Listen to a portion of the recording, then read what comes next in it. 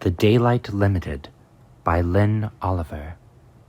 It was well known in the town of San Luis Obispo that the Holden family loved trains.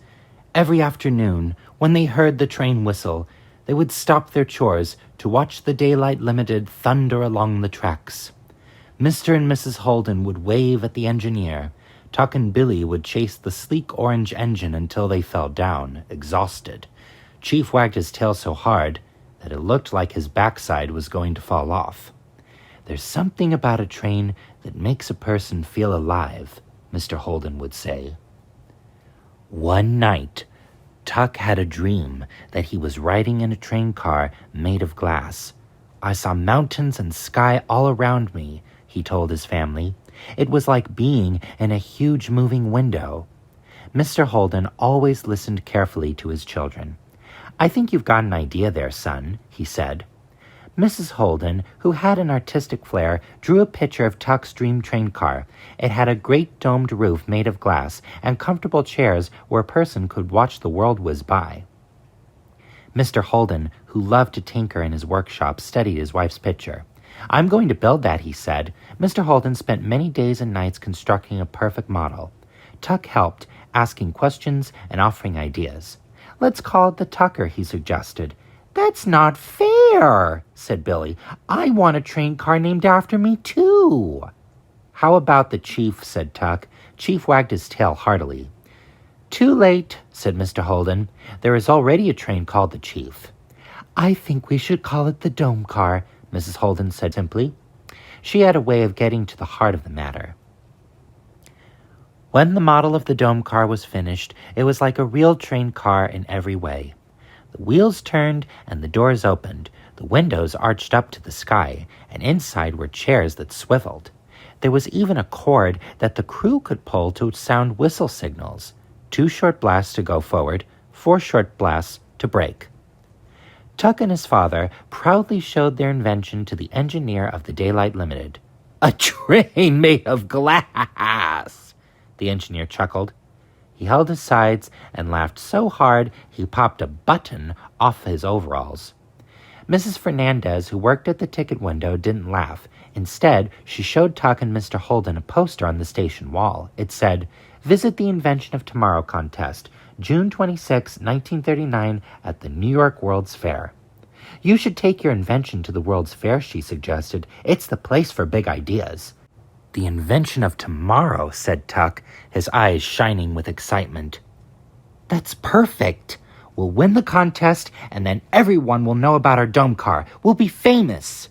"Tuck, you must be dreaming," Mr. Holden said. "This is America," Mrs. Fernandez smiled. "Everyone is entitled to dream." The Holdens took a vote. It was 5-0 in favor of entering the contest. "This is all fine and dandy," pointed out Mr. Holden, "but New York is all the way across the country. How will we pay for the tickets?" "I'll sell my comic books and catcher's mitts," said Tuck. "I'll sell my gold locket," said Billy. "I have a few dollars I've been saving for a rainy day," said Mrs. Holden. There was still only enough money to buy 2 tickets. It was agreed that Tuck, Billy, and Chief would stay behind with Cousin Ida. Mr. and Mrs. Holden would ride the Daylight Limited to San Francisco, where they would pick up the overland route to New York. At the station, the family stood silently waiting for the train. From a distance, they heard 4 short blasts of the whistle. They all knew what that meant. The Daylight Limited was putting on the brakes and coming into town. Mr. Holden took Tuck and Billy in his arms. "I want you both to remember something," he said. "No matter how far away your mother and I are, we'll always be just on the other side of that whistle." Mr. Holden gave his children a long hug. Mrs. Holden blew kisses. Billy and Tuck did not stop waving until the train was out of sight. Cousin Ida arrived that day. She wore sensible shoes and had a rule for everything. She made Brussels sprouts for dinner and put starch in the sheets.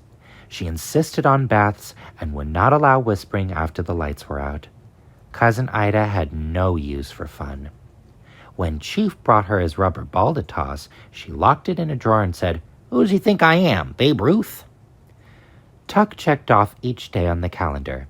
The Invention of Tomorrow contest was 5 days away. "If only we could be there," Billy sighed. Outside, Tuck and Billy could hear the Daylight Limited approaching.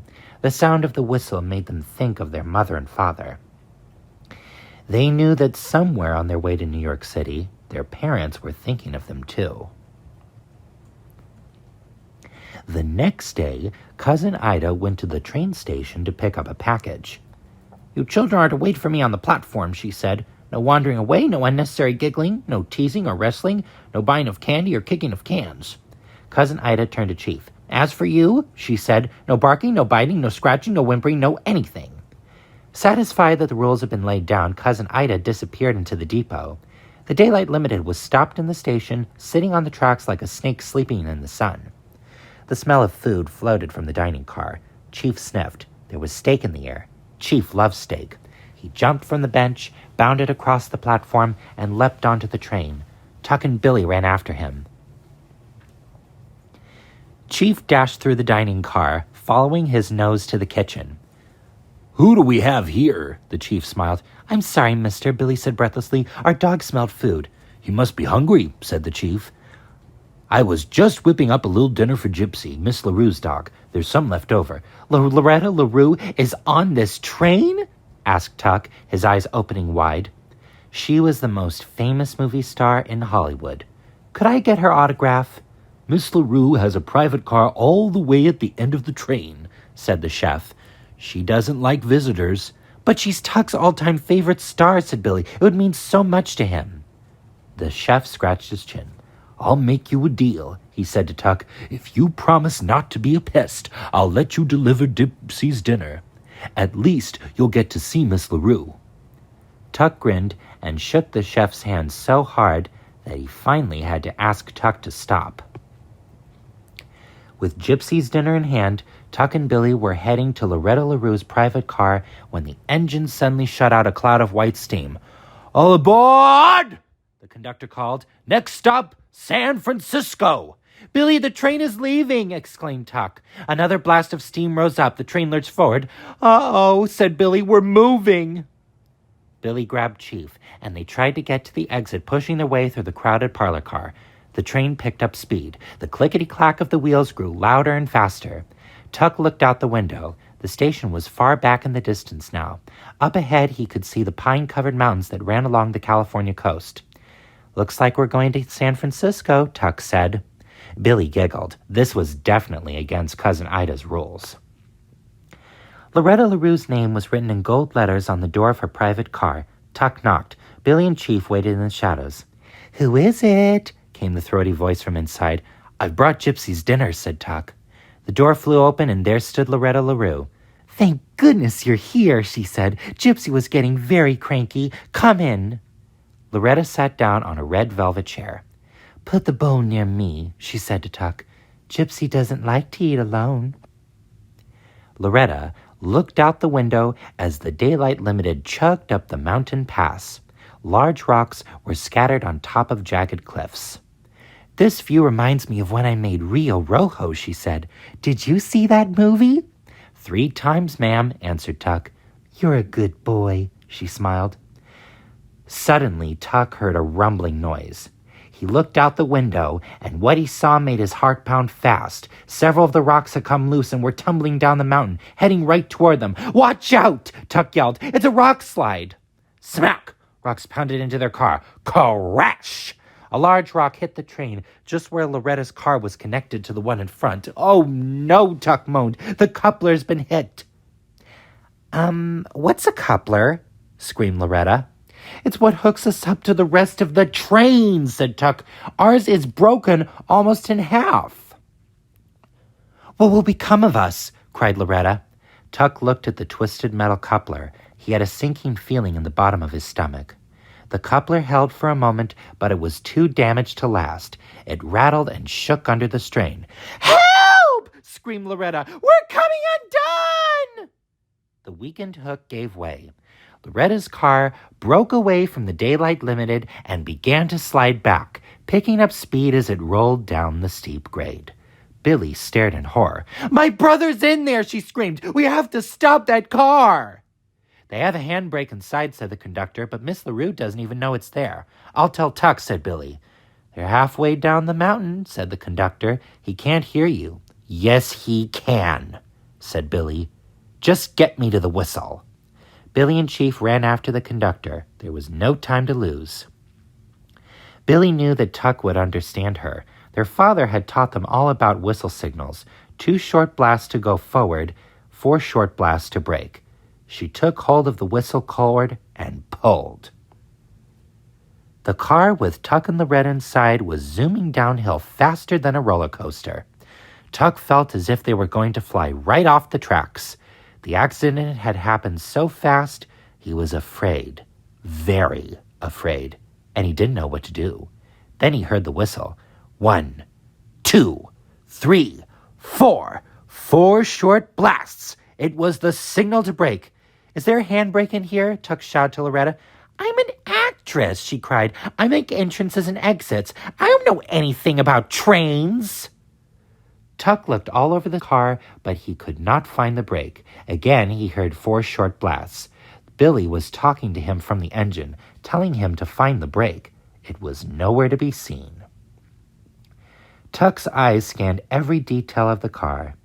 The polished oak panels, the silk window shades, Loretta's pink feathered hat hanging on the wall. "The hat!" Tuck cried. "It's just what I've been looking for." "Oh, don't be silly," said Loretta. "Pink is definitely not your color." Tuck yanked the hat off the wall. "The brake!" He pulled it as hard as he could. "I thought that was an odd place for a hat rack," said Loretta. The mighty brake screeched, sparks flew, time seemed to stand still. The speeding car ground to a stop. When the Daylight Limited pulled into the San Francisco station, all the passengers, including Tuck and Loretta, were tired but safe. The train officials gathered around Loretta as she described their hair-raising adventure, dabbing at her eyes with a handkerchief.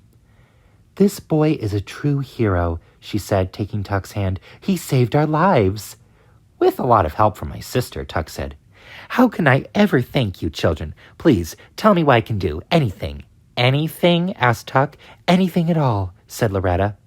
Tuck and Billy smiled at each other. They were thinking the same thing. That night, Tuck and Billy and Chief left San Francisco on the train bound for New York City. They were riding in a deluxe compartment, courtesy of Miss Loretta LaRue. Wouldn't their parents be surprised to see them at the World's Fair? With luck, the Dome car would win the Invention of Tomorrow contest, and their whole family would be together to see their dream come true. The train whistle blew as Tuck and Billy crawled into their snug berths. They slept soundly, knowing that their parents were just on the other side of that whistle. It wouldn't be long before they'd all be together again.